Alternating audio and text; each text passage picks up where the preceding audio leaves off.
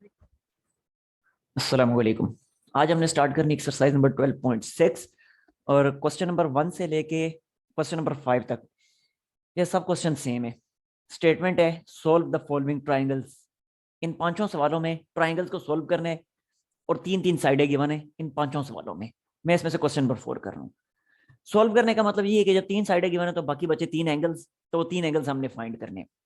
अच्छा, तीन angles find हम करेंगे कैसे? एक तरीका तो ये है कि लॉ ऑफ कोसाइंस यूज कर लें, जो अभी तक आप पढ़ते हैं।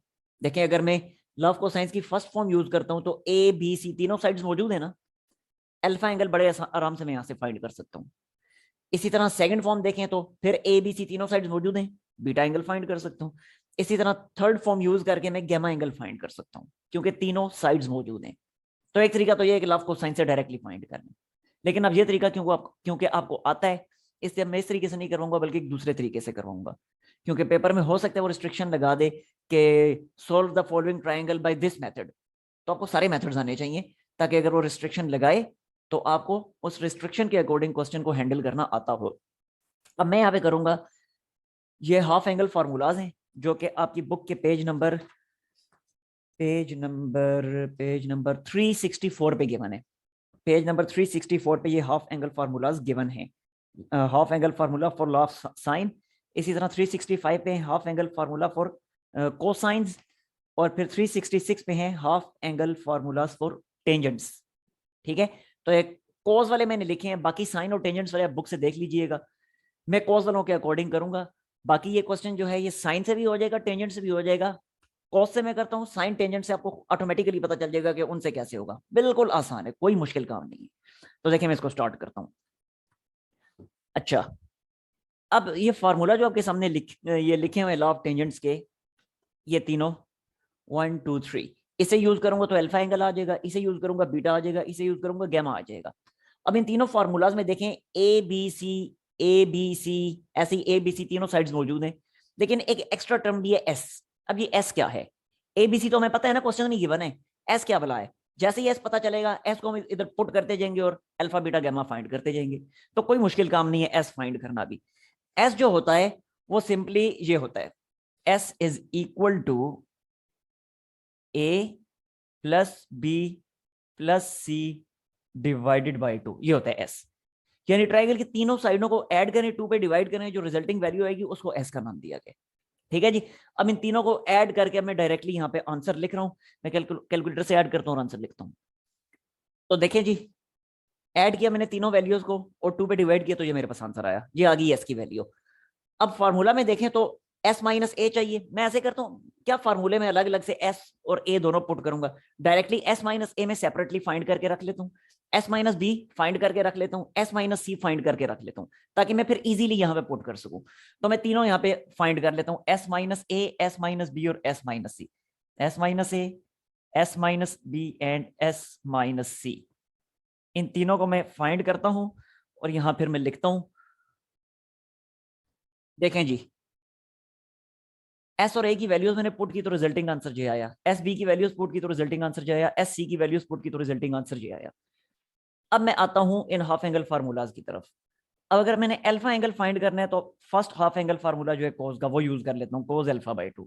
क्या होगा जी? ये फार्मूला लिखा हुआ है S into S minus A over B C, directly values put कर रहा हूं मैं। तो एस की वैल्यू है 64.24। ठीक है, फिर है मल्टीप्लाई हो रही है एस माइनस ए की वैल्यू जो कि है 32.34, 32.34 divided by B C. B और सी आपस में मल्टीप्लाई हो रहे हैं, यानी 56.31 मल्टीप्लाइड बाय सी की वैल्यू है 40.27। ये आपस में मल्टीप्लाई हो रही है values inside the square root. Calculate करता हूं और मैं यहां पे आंसर लिखता हूं। ले भाई, देखें आप, स्क्वायर रूट पूरे को मैंने सॉल्व किया तो ये आया 0.957। अगले स्टेप में क्या किया, कोस को इधर लाके इसका इनवर्स किया तो बना cos inverse of 0.957, alpha by 2 as it is. मुझे तो अल्फा फाइंड करने, तो अगले स्टेप में 2 को भी यहाँ लाके मल्टीप्लाई किया तो ये बना 2, ऐसे ही लिखा। और कोस इनवर्स ऑफ दिस बना 16.86, और फिर 2 मल्टीप्लाई हुआ तो बना 33.72। तो इस तरह से अल्फा की वैल्यू आ गई। अब अगर आपने कोस बीटा बाय 2 यूज किया, ये वाला सेकंड फार्मूला यूज किया, यहाँ पे वैल्यूज पुट की इसी तरीके से, तो आपको बीटा मिलेगा। इसमें वैल्यूज पुट करेंगे तो आपको गैमा की वैल्यू मिलेगी। तो इस तरीके से आपने इसको कंप्लीट कर लेना, बहुत आसान है। और बाकी क्वेश्चंस भी इसी तरह से हैं। और मैं आपको बता चुका हूं कि आप चाहें तो लॉ ऑफ कोसाइंस भी यूज कर सकते हैं अगर क्वेश्चन में रिस्ट्रिक्शन नहीं लगाई गई तो। अगर रिस्ट्रिक्शन लगा दी कि आपने हाफ एंगल से करना है तो फिर आपने हाफ एंगल के फार्मूलाज यूज करने हैं। चाहे तो ये कॉस वाले यूज कर लें जैसे मैंने की है, चाहे तो साइन या टेंजेंट्स में से कोई यूज कर लें, बहुत आसान है। एक ही मेथड से होंगे, चाहे साइन वाले करें टेंजेंट वाले करें, उसमें भी ये एस होगा, ए होगा, बी होगा, सी होगा, यही 4 पैरामीटर्स होंगे। तो आपको पता चल चुका है कि ए बी सी तो गिवन है, एस की वैल्यू आपको पता है किस तरीके से फाइंड करनी है, तो इजीली एस की वैल्यू आप फाइंड कर सकते हैं। लॉ ऑफ साइंस भी यूज कर सकते हैं, लॉ ऑफ टेंजेंट्स भी यूज कर सकते हैं।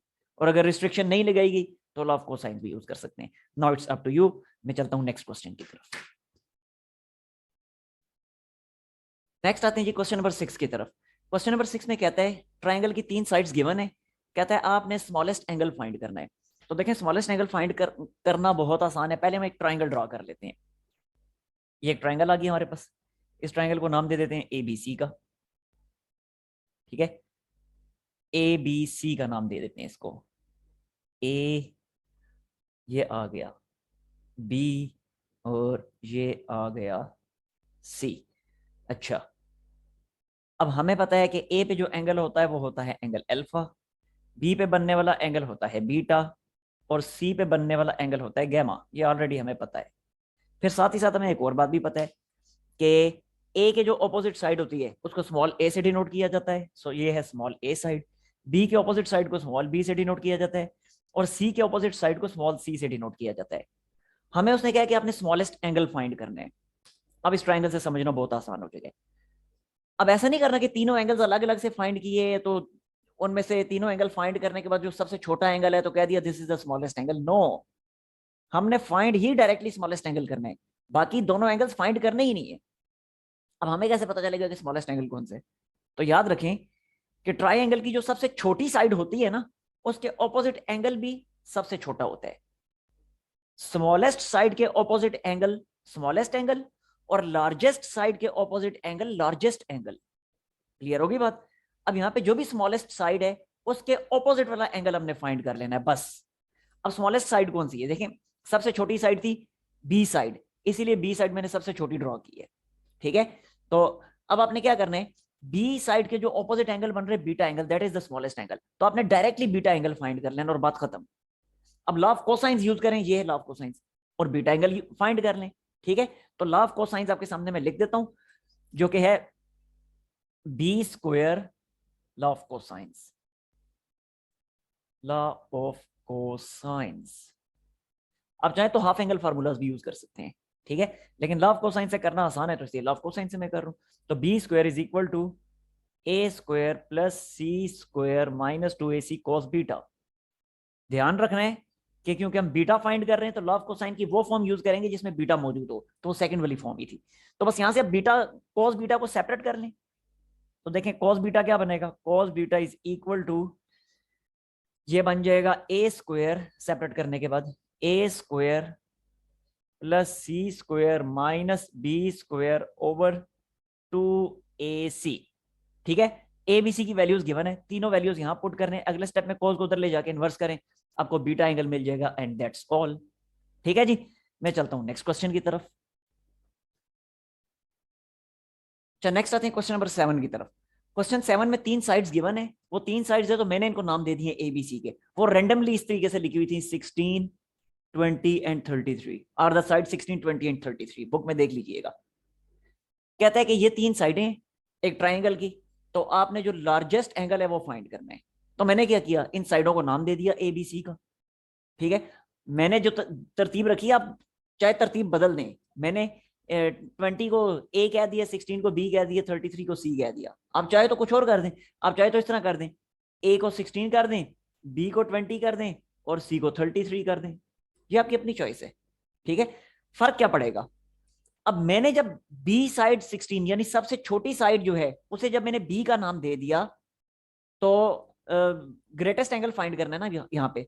तो जब ग्रेटेस्ट एंगल फाइंड करना है तो अब ग्रेटेस्ट साइड है 33, तो 33 को जब मैंने सी का नाम दे दिया तो अब इसके ऑपोजिट जो एंगल है वो गैमा एंगल बनता है, तो अब मुझे गैमा एंगल फाइंड करना पड़ेगा।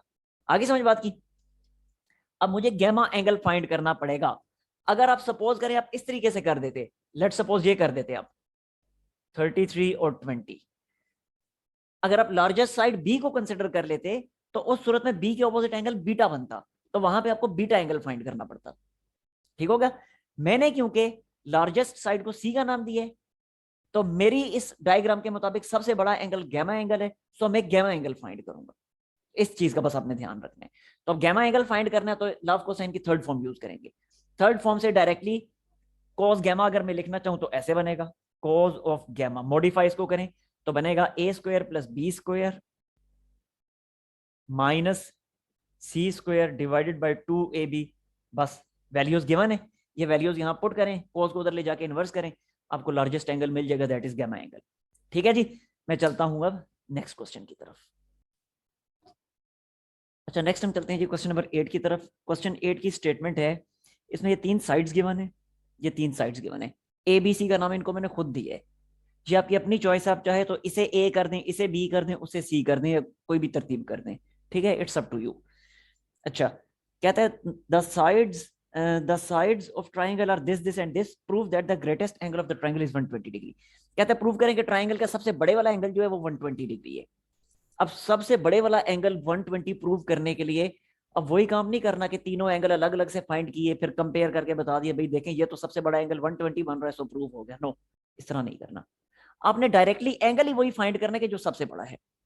अब ये कैसे फाइंड करेंगे? पहले वाले तो क्वेश्चंस में हमें प्रॉपर साइड्स गिवन होती थी, उनकी वैल्यूज से हमें पता चल जाता था कि ये सबसे बड़ी वाली साइड है, लिहाजा इसके ऑपोजिट एंगल जो है वो एंगल भी सबसे बड़ा होगा। लेकिन यहाँ तो वैसा नहीं है। अब यहाँ हम करेंगे क्या, हम करते ये हैं कि x की जगह कोई एक पर्टिकुलर वैल्यू पुट करके देख लेते हैं कि x की उस पर्टिकुलर वैल्यू के करस्पॉन्डिंग ए बी सी की क्या क्या वैल्यूज आ रही हैं, वहां से अंदाजा लगा लेंगे कि सबसे बड़ी वाली साइड कौन सी है। ठीक है, तो x की कोई सी भी वैल्यू पुट कर दें, x की जगह चले मैं 3 पुट कर देता हूँ, तो देखें अगर यहाँ x की जगह मैं 3 पुट करता हूँ तो क्या बनेगा, 3 स्क्वायर 9, 9 प्लस 3 12 प्लस 1 13, तो ये साइड 13 बनती है। अब यहाँ 3 पुट करता हूँ तो 2 3 6 प्लस 1 7, यहाँ पुट करते हैं 3 स्क्वायर 9 माइनस 1 8, तो इसका मतलब है सबसे बड़ी वाली साइड ये है ए। तो ए के ऑपोजिट एंगल कौन सा होता है, अल्फा एंगल, तो आपने डायरेक्टली अल्फा एंगल फाइंड करना है। ठीक है, अगर सपोज करें आपने इस साइड को बी का नाम दिया होता ना तो फिर आप बीटा एंगल फाइंड करते, अगर आपने इस साइड को सी का नाम दिया होता तो फिर गैमा एंगल फाइंड करते, क्योंकि इस साइड को बड़ी वाली साइड को ए का नाम दिया है तो ए के ऑपोजिट अल्फा एंगल होता है, सो हम अल्फा एंगल फाइंड करेंगे। तो मैं यूज कर रहा हूँ लॉ ऑफ कोसाइंस, आप चाहें तो इनमें से कोई फार्मूला यूज कर लें। ठीक है, लॉ ऑफ कोसाइंस में यूज कर रहा हूँ अभी। तो देखें लॉ ऑफ कोसाइंस के मुताबिक क्योंकि अल्फा एंगल फाइंड करना है तो लॉ ऑफ कोसाइन की फर्स्ट फॉर्म में लिख रहा हूँ, यानी cos ऑफ alpha that will be equal to क्या बनेगा, B square plus C square minus A square divided by 2bc। नहीं भाई, अब इनमें वैल्यूज पुट कर दें, अब वैल्यूज पुट करें। अब वैल्यूज ये 13 7 8 नहीं पुट करनी, ये तो मैंने अपनी आसानी के लिए जस्ट ये चेक करने के लिए ये वैल्यूज मैंने यहाँ पे कैलकुलेट की है कि बड़ी वाली साइड कौन सी है। वैल्यूज आपने वही पुट करनी होती है जो क्वेश्चन में गिवन है, और क्वेश्चन में ये एक्स की फॉर्म वाली जो वैल्यूज हैं ये गिवन है, सो इनको डायरेक्टली आपने पुट करना है। तो देखें बी की जगह मैं लिखता हूं बी की वैल्यू जो कि है 2x प्लस 1, सो ये मैंने लिख दिया 2x प्लस 1 का होल स्क्वायर। सी की जगह क्या आ जाएगा, एक्स स्क्वायर माइनस 1, और क्योंकि सी का स्क्वायर है तो इस सारे का स्क्वायर आ जाएगा, माइनस का साइन, ए की जगह X square plus X plus 1, और ये आ गया होल स्क्वायर। ठीक है जी, divided by 2 into B, B की क्या वैल्यू है, बी की वैल्यू है 2x प्लस 1, और सी की वैल्यू क्या है, वो है एक्स स्क्वायर माइनस 1। ठीक है, अब इन स्क्वायर्स को एक्सपेंड कर दें न्यूमरेटर में, 2x plus 1 whole square, expand करें a plus B whole square के फार्मूला से तो बनता है 4x square plus 4x plus 1, इसे एक्सपेंड करें तो बनेगा प्लस के साइन के बाद x की power 4 minus 2x square plus 1। ठीक है, अब ये a plus B plus C whole square वाली फॉर्म, ये वाली फॉर्म बन रही है, ये फार्मूला 9th क्लास में आपने सीखा था। एक्सपेंड करें तो बनता है a square plus B square plus C square plus 2ab plus 2bc plus 2ca, लेकिन क्योंकि स्टार्ट में माइनस भी है तो इसलिए अब ये अंदर वाले तमाम साइंस नेगेटिव में कन्वर्ट हो जाएंगे माइनस से मल्टीप्लीकेशन के बाद। ठीक है, तो इसको मैं लेकर रहा हूँ एक्सपेंड करके, ये मैंने लिखा जी सबसे पहले फर्स्ट टर्म का स्क्वायर यानी एक्स स्क्वायर का स्क्वायर तो बनता है एक्स की पावर 4, फिर सेकंड टर्म का स्क्वायर तो बनेगा माइनस एक्स स्क्वायर, फिर थर्ड टर्म का स्क्वायर जो बनेगा माइनस 1, फिर आगे देखें फिर है 2 फर्स्ट टर्म सेकंड टर्म, तो फर्स्ट टर्म ये है, सेकंड टर्म ये है, तो मल्टीप्लीकेशन से बनेगा -2x³। फिर है 2 सेकंड टर्म थर्ड टर्म, तो ये सेकंड टर्म है, ये थर्ड टर्म बने, तो बनेगा -2x। और आखिर में है 2 थर्ड टर्म फर्स्ट टर्म, तो ये थर्ड टर्म है, ये फर्स्ट टर्म है, तो बनेगा -2x²। ठीक है जी। जबकि डिनोमिनेटर में ये 2 बाहर वाला ऐसे ही मैंने लिखा, और अंदर इनको मल्टीप्लाई किया तो बनेगा 2x³ -2x प्लस x² -1। अच्छा, अब जो कैलकुलेशंस होती हैं वो हम कर लेते हैं। सबसे पहले तो देखें, ये x की पावर 4 और ये x की पावर 4 हो गया कैंसिल, क्योंकि ऑपोजिट साइंस के साथ थे। अब बाकी जो बचा बड़ी पावर से हम स्टार्ट करते हैं। तो सबसे बड़ी पावर x³ है, तो 2x³ पूरे इसमें एक ही आर है, ये आर है सिर्फ, तो ये मैंने लिखा -2x³। अब x² वालों पे आते हैं, 2x³।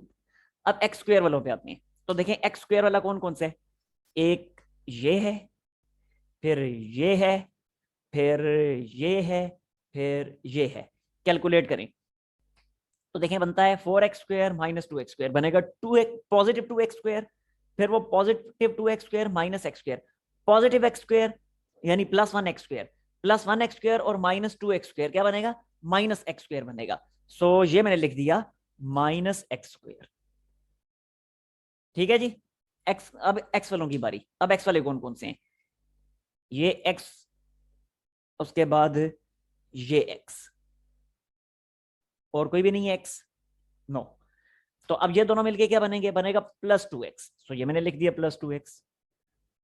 ठीक है। उसके बाद कांस्टेंट टर्म्स कौन कौन सी हैं, तो कांस्टेंट टर्म देखें, एक ये +1, डिफरेंट कलर यूज कर लेता हूं, एक ये +1 है और एक ये -1, ये तो हो गई कैंसिल, बाकी बचा सिर्फ और सिर्फ ये वाला 1 +1, तो ये मैंने लिख दिया +1 एंड दैट्स ऑल। ठीक है। अब डिनोमिनेटर देखें, डिनोमिनेटर में ऐसे ही लिख देता हूं, कोई छेड़छाड़ उसके साथ में नहीं कर रहा, 2x³ -2x प्लस x² -1। अच्छा, आप जरा देखिएगा, अब ब्रैकेट में जो कुछ लिखा है डिनोमिनेटर में, उसको न्यूमिनेटर के साथ कंपेयर करें, तो देखें ये +2x³ है, वो -2x³ है, ये -2x है, वो +2x है, ये +x² है, वो -x² है, ये -1 है, वो +1 है। सेम टर्म्स लेकिन सेम साइंस के साथ। तो हम क्या करेंगे, पूरे न्यूमिनेटर में से -1 कॉमन ले लेंगे, तो -1 कॉमन लेने से साइंस बदल जाएंगे। तो देखें ये -1 मैंने ले लिया कॉमन, या सिर्फ माइनस कॉमन लेने चले, तो बनेगा माइनस कॉमन का मतलब -1 कॉमन नहीं होता है, तो बना -2x³, सॉरी +2x³, फिर बनेगा +x², फिर बनेगा -2x, फिर बनेगा -1, और denominator 2 into 2x³ plus x² -2x -1। ठीक है जी। अब जरा देखें, न्यूमिनेटर और ये ब्रैकेट सेम है, सो ये दोनों की दोनों ब्रैकेट्स होगी कैंसल आउट, बाकी बचा -1/2, और इधर चल रहा है, इस तरफ चल रहा है कोस अल्फा, इस तरफ चल रहा है कोस अल्फा, तो कोस अल्फा इक्वल आ गया -1/2 के। So cos alpha is equal to -1/2। तो अल्फा क्या आएगा, अल्फा आएगा कोस इनवर्स ऑफ -1/2। और ये ट्रिक मैं आपको कई दफा पहले भी बता चुका हूँ, चैप्टर नंबर 9 और 10 दोनों में बताई थी, कि जब कोस के इधर अंदर एंगल में माइनस आ जाए तो अल्फा हम कैसे फाइंड करेंगे, अल्फा फाइंड करेंगे पाई माइनस रेफरेंस एंगल। अब रेफरेंस एंगल कौन सा बनता है, रेफरेंस एंगल ये है कि अगर माइनस मौजूद ना होता तो कोस इनवर्स ऑफ 1/2 किसके इक्वल होता है, कोस इनवर्स ऑफ 1/2 इक्वल होता है 60 डिग्री के। ठीक है। तो ये बनेगा पाई माइनस, यानी 180 माइनस 60 डिग्री, 180 माइनस 60 डिग्री। ठीक है। ये बता चुका हूं पहले, फिर भी अगर समझ नहीं आती तो कैलकुलेटर से फाइंड कर लें। अगर ये माइनस ना होता ना तो डायरेक्टली कोस इनवर्स ऑफ 1/2 का आंसर 60 डिग्री आ जाता, लेकिन क्योंकि माइनस मौजूद है तो अब 180 में से इस रेफरेंस एंगल को माइनस करना है, तो 180 में से 60 को माइनस किया तो आंसर आ गया 120 डिग्री, और यही तो हमने प्रूफ करना था, दैट्स ऑल। ठीक है जी। ये था क्वेश्चन नंबर 8। नेक्स्ट क्वेश्चन की तरफ हम चलते हैं। नेक्स्ट हम आते हैं जी क्वेश्चन नंबर 9 की तरफ। कहता है the measures of the side of triangle plot are 4 1 3 2 1 4 and 3 7 5 degree. एक प्लॉट है ट्रायंगल की शेप में, उसकी 3 साइड्स जो हैं उनकी लेंथ्स गिवन है। इन तीनों लेंथ्स को मैंने एबीसी का नाम दे दिया। अगेन मैं यही कहूंगा, आपकी अपनी चॉइस है, आप इसको बी कर दें, इसे सी कर दें, इसे ए कर दें, डजंट मैटर, ठीक है। अच्छा, कहता है find the measures of the corner angle of the plot. Plot के कॉर्नर वाले एंगल्स आपने फाइंड करने हैं। मुझे बताएं कोई मुश्किल काम है इसमें? देखें डायग्राम में आपके सामने ड्रॉ करता हूँ, ये डायग्राम ड्रॉ की, ये ठीक है। अब सबसे छोटी साइड कौन सी है? 214। सो ये वाली साइड जो है ये 214 है, यानी इसे मैंने बी का नाम दे दिया, क्योंकि 214 को मैं बी का नाम दे चुका हूँ, ठीक है। तो जो आप नाम देंगे उसके मुताबिक डायग्राम ड्रॉ करनी है, इस चीज का ख्याल रखना है। तो खैर ये इसे मैंने छोटी साइड को बी का नाम दे दिया। जो इससे थोड़ी बड़ी साइड है वो कौन सी है? 375। तो इसका मतलब है ये वाली साइड 375 है, और 375 कौन सी है? सी साइड है, इसे मैंने सी का नाम दे दिया, ठीक है। और सबसे बड़ी साइड जो है 413 है, और वो ए है, सो इसे मैंने ए का नाम दे दिया। अब हमें पता है कि ए के जो ऑपोजिट साइड होती है वो होती है, ए के जो ऑपोजिट कॉर्नर होता है वो ए कॉर्नर होता है, बी साइड के ऑपोजिट कॉर्नर बी कॉर्नर होता है, और सी साइड के ऑपोजिट कॉर्नर सी कॉर्नर होता है। एंगल्स का जिक्र करें तो ये एंगल अल्फा होता है, ये एंगल बीटा होता है, और ये एंगल गैमा होता है। तो इस तरतीब से आपने नेमिंग करनी है, चाहे जो जिसको जो दिल चाहता है आप नाम दे दें, लेकिन नेमिंग फिर इस एतबार से करनी है। अब तीनों एंगल्स फाइंड करने हैं, अल्फा बीटा गैमा। तो ले भाई, ये लॉ ऑफ कोसाइंस आपके सामने पड़ा हुआ है। लॉ ऑफ कोसाइन की फर्स्ट फॉर्म यूज करेंगे तो अल्फा एंगल आ जाएगा, सेकंड फॉर्म यूज करेंगे तो बीटा एंगल आ जाएगा, थर्ड फॉर्म यूज करेंगे तो गैमा एंगल आ जाएगा, और तीनों साइड्स आपको गिवन है। So it's up to you now. Question number 10 की तरफ आते हैं। 10 भी ऐसे ही, कोई मुश्किल काम नहीं है इसमें भी। कहता है कि 3 villages A B and C are connected by straight roads 6 kilometre, 9 kilometre and 13 kilometre. 3 गांव हैं, वो 3 गांव जो हैं वो इन 3 सड़कों के थ्रू कनेक्टेड हैं, स्ट्रेट रोड्स के थ्रू कनेक्टेड हैं, जिनमें से एक रोड की लेंथ 6 किलोमीटर है, दूसरे की 9 किलोमीटर है, तीसरे की 13 किलोमीटर है। कहता है find the angle between these road make with each other, कि तीनों रोड्स एक दूसरे के साथ जो एंगल्स बनाते हैं वो एंगल्स आपने फाइंड करने हैं। तो देखें आपके सामने मैंने ड्रॉ कर रखे तीनों विलेजेस ए बी और सी, ठीक है। अब जो सबसे बड़ी वाली रोड है 13 किलोमीटर, फिर 9 किलोमीटर, फिर 6 किलोमीटर। आपने alpha beta gamma angle find करने हैं, कोई मुश्किल काम नहीं है। लॉ ऑफ कोसाइन आपके सामने लिखा हुआ है, तीनों साइड्स आपको गिवन है। जाहिर अगर वो कॉर्नर सी है तो ये वाली साइड सी साइड होगी, ठीक है। ये कॉर्नर ए है तो ये वाली साइड ए साइड होगी, और ये कॉर्नर बी है तो ये वाली साइड जो बी साइड होगी। ले भाई, लॉ ऑफ कोसाइन आपके सामने मौजूद है, वैल्यूज पुट करें तीनों में बारी बारी, और तीनों एंगल्स फाइंड कर लें। तो ये थी आपकी एक्सरसाइज नंबर 12.6। नेक्स्ट टाइम फिर इंशाल्लाह हम स्टार्ट करेंगे एक्सरसाइज 12.7। तब तक के लिए अल्लाह हाफिज।